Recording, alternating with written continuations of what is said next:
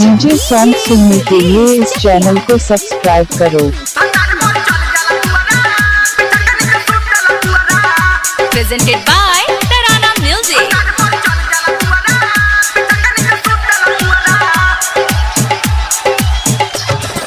कौन भगवान के पूजनी जी ऐसन, कौन भगवान के पूजनी जी ऐसन, कौन भगवान के पूजनी जी ऐसन मिलल बाटे दुआरा। कौन भगवान के पूजनी जी ऐसन मिलल बाटे दुआरा। भतार मोर चल जाला दुआरा, पिठा के नीचे सुतल पुआरा। भतार मोर चल जाला दुआरा, पिठा के नीचे सुतल पुआरा। कौन भगवान के पूजनी जी ऐसन मिलल बाटे दुआरा।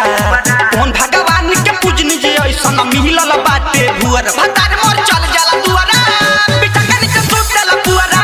भतार मोर चल जाला दुआरा, पिठा के नीचे सुतल पुआरा। Mister Ankur Raj DJ. Presented by Tarana Music।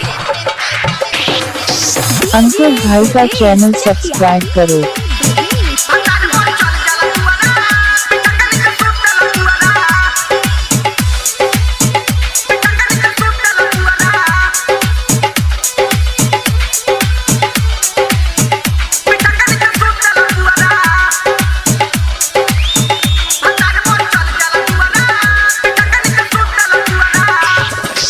भइल 3 साल लेकिन पैलस नाही लोडर रे। 3 साल भइल लेकिन पैलस नाही लोडर रे। दोसरा के पूजौला में सूते कई के उत धोध रे। तू रात बाहर बिता भेला, जब भोर होला तो आवेला। ई बड़ी बाटे फुआरा, बिठा के नीचे सुतल पुआरा। भतार मोर चल जाला दुआरा, बिठा के नीचे सुतल पुआरा। Presented by Tarana Music।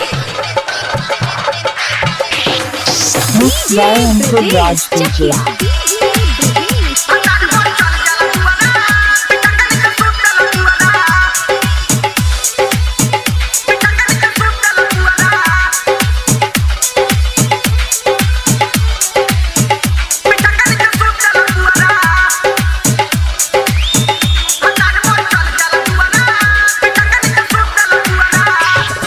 लइके में भोतवा ले ले बाय अपन इत छेनी रे। लइके में भोतवा ले ले बाय अपन इत छेनी रे। मिलल भाता रे हमर बा कठरा के सखी पेनी रे। राइटर संतोष देवेला दोसरा रे श्याम भइल जो बनबा बोल। धर्मेंद्र ओढ़े गुदरा, बिठा के नीचे सुतल पुआरा। भतार मोर चल जाला दुआरा, बिठा के नीचे सुतल पुआरा। कौन भगवान के पूजनी जी ऐसन मिलल बाटे दुआरा।